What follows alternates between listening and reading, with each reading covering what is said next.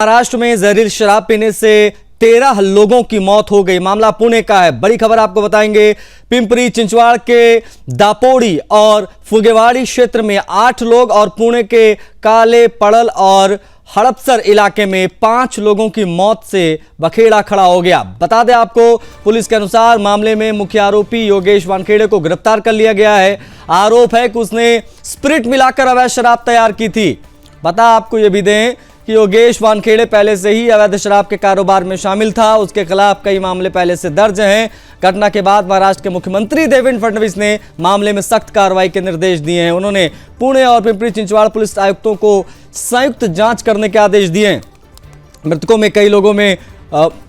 के परिवारों में चीख पुकार चित्कार मची है। बता दें आपको कि इनको उल्टी होने के लक्षण महसूस हुए थे, मुंह से झाग आया था। पुलिस और प्रशासन हरकत में है। पुलिस ने बताया है इस पूरे मामले में कि अब तक 8 लोगों को उन्होंने गिरफ्तार कर लिया है। घटना से जुड़े कई ठिकानों पर छापा भी मारा गया है। आबकारी विभाग भी जांच में शामिल हो गया है और शराब के नमूनों की जांच कराई जा रही है ताकि मौत की सही वजह क्या है वो पता चल पाए। लेकिन फिलहाल महाराष्ट्र में जहरीली शराब पीने से 13 लोगों की मौत की खबर चर्चा में है, पुणे और पिंपरी में।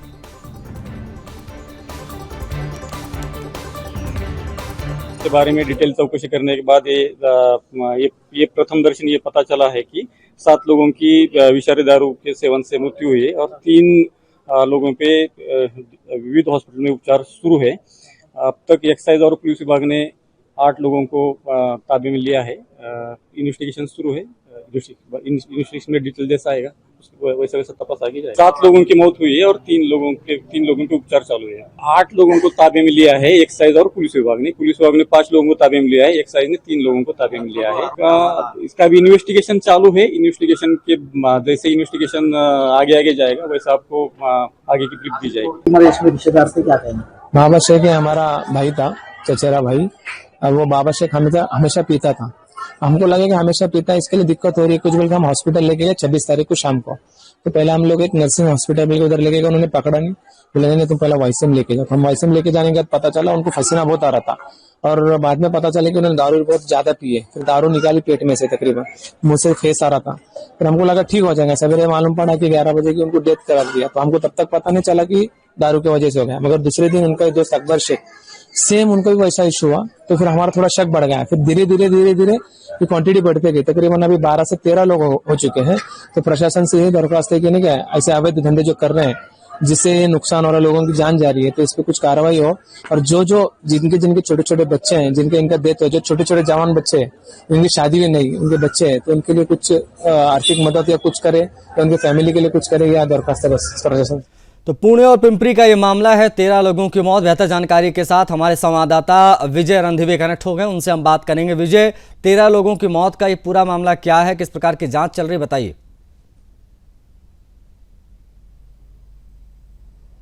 सर एरिया है, कालेपडर एरिया है, और जो पिंपरी चिंचवड़ में दापोड़ी और फुगेवाड़ी एरिया है, वहां पे ये पूरी दर्दनाक कहानी यहाँ पे सामने आई है। क्योंकि 13 लोगों की जहरीली शराब पीने के कारण मौत हो गई है और आगे ये भी शंका है कि और भी लोग मिल जाएंगे, क्योंकि पूरी तरह से जो जहरीली शराब है वो जो जहां पे जाती है वहां पे एक्साइज डिपार्टमेंट हो या फूड डिपार्टमेंट हो या पिंपरी चिंचवड़ पुलिस हो या पुणे पुलिस हो, वो जांच कर रही है। लेकिन ये बात यहाँ पे ही खत्म नहीं होती, क्योंकि इसके पहले भी यहाँ पे बहुत सारी शराब, ऐसी जहरीली शराब मिल गई है। इसके कारण जो छोटे छोटे बच्चे हैं वो पीते हैं और उनकी जो पूरी तरह से जिंदगी है बर्बाद हो जाती है। और आज जो हो गया है वो पूरी तरह से पुणे और पिंपरी चिंचवड़ में पूरी तरह से एक निराशा का माहौल बन गया है, क्योंकि जो लोग मरे हुए हैं वो पूरी तरह से मजदूरी करने वाले लोग हैं।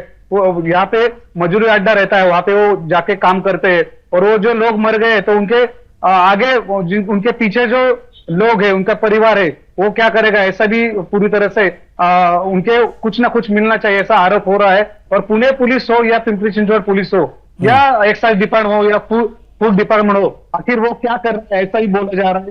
क्योंकि पुणे के जो पुलिस कमिश्नर है उन्होंने सख्त इसको एक ताकीद दी थी कि ऐसी कोई भी घटना हो तो वहां का जो संबंधित पुलिस स्टेशन का पीआई होगा, पुलिस निरीक्षक होगा, उसके ऊपर कड़क से कड़क, कठोर से कठोर कार्रवाई होनी चाहिए। लेकिन ये जो हड़पसर और कालेपडर में जो हुआ है, तो उसके बाद जो पिंपरी चिंचवड़ में जो फुगेवाड़ी और दापोड़ी में हुआ है, पूरी तरह से पुणे में एक तरफ से निराशा हो गई है और ऐसी भी मांग हो रही है कि आखिर और कितने लोगों की मृत्यु होने की संख्या बढ़ जाएगी क्या, ऐसी भी शंका जताई जा रही है। अच्छा, क्या शुरुआती सिम्टम्स इनको महसूस हुए थे विजय, जब इन्होंने ये जहरीली शराब तथाकथित जो पी ली थी? क्या लक्षण महसूस हुए थे? परिवार वालों का क्या कहना है? किसी का कोई बयान आया है इस पे तो बताइएगा एक बार विजय। क्योंकि जो पुणे में जो कालेपडर स्थित एरिया है, वहां पे जो शिवसागर नामक का जो लड़का था, वो वहां पे शराब बेचने का काम करता था। वहां पे वो मजदूरी का काम करता था एक्चुअली। वहां पे उसने वो जब शराब पी तो उसको सुबह ही उल्टी आने लगी, उसके बाद उल्टी आने के बाद उसको चक्कर आने लगी। फिर एक एक बार ऐसा पता चला गया कि जिसने जिसने दारू ये शराब पी ली है तो उनको भी ये ऐसा जो सिम्टम्स था तो ये दिखाने दे रहा। लेकिन जब वो नजदीक के हॉस्पिटल में लेके गए तब वहां पे उनकी मौत हो गई, ऐसा ही जानकारी मिल रही। और ये शंका भी जता रही कि इसके जो सुबह से जिस लोगों ने शराब पी है वो लोग अगर उनका भी आंकड़ा बढ़ सकता है, ऐसी भी जानकारी मिल रही है। और जो स्थानिक जो परिवार है, परिवार का भी कहना है कि सख्त से सख्त उनके ऊपर कड़क से कड़क कार्रवाई होनी चाहिए, कठोर से कठोर हमको न्याय दिलाने की मांग भी पीड़ित परिवार कर रहा है। नहीं, इसमें पुणे और पिंपरी का जो मामला है इसमें मुख्यमंत्री ने भी संज्ञान लिया है, इसलिए मामला बहुत ज्यादा बड़ा हो गया है। अब ऐसे में ये जो वानखेड़े गिरफ्तार हुआ, इससे संबंधित क्या जानकारियां मिली हैं? जब ये वानखेड़े है पूरी तरह से इसका बहुत ही पुराना रिश्ता है शराब बेचने का, क्योंकि ये इसके पहले भी इसके ऊपर कुछ गुने दाखिल है। बहुत सारे पुणे के शहर में अलग अलग पुलिस स्टेशन में उसके एफआईआर भी दाखिल है। इसके पहले भी वहां पे पुणे में जो भी शराब आती है वो शराब बेचने का बड़ा उसका एक व्यापार है और वो पूरी तरह से अनलीगली तरीके से वो यहाँ पे व्यापार चलाता है। खास करके जो ग्रामीण इलाके से यह जो शराब है वो पुणे शहर में आती है, पिंपरी चिंचवड़ में जाती है और पूरी तरह से जो स्लम एरिया है उसका टारगेट यही रहता है कि स्लम एरिया में ये ज्यादा से ज्यादा बिकने की उसकी कोशिश रहती है।